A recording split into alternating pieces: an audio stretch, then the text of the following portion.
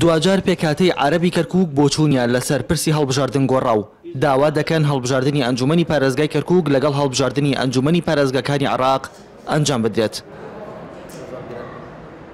گۆڕینی هەڵوێستی پێکهاتەی عەرەبی شارەکە دوای کۆبوونەوەی سەرۆکۆزە کورد و عەرەبەکان هات کە تێیدا ڕێککەوتن لیژنەیەک پێک بهێن و سەردانی سەرۆکوەزیرانی عێراق و لایەنە سیاسیەکان بکەن لە بەغدا تا لەو ڕێەوە بتوانن ڕەزامەندی بەدەست بێنن لەگەڵ هەڵبژاردننی ئەنجومەنی پارێزگاکانی عێراقدا ئەنجومەنی پارێزگای کەرکووکیش هەڵبژاردننی بۆ بکرێت.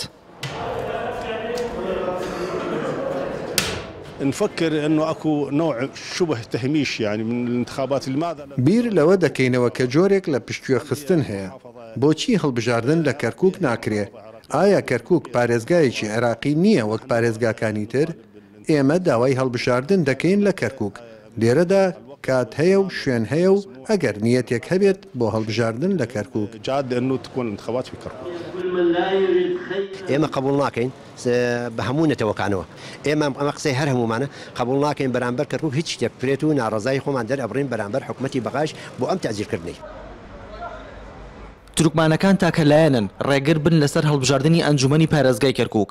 ئەوان پێیان وایە لە ڕووی دیموگرافیەوە گۆڕانکاری تەواو بەسەر ژماری دانیشتوانی شارەکەدا هاتووە. دەڵێن تا سەرژمێری نەکرێت ڕازی نابن هەڵبژاردن ئەنجام بدرێت.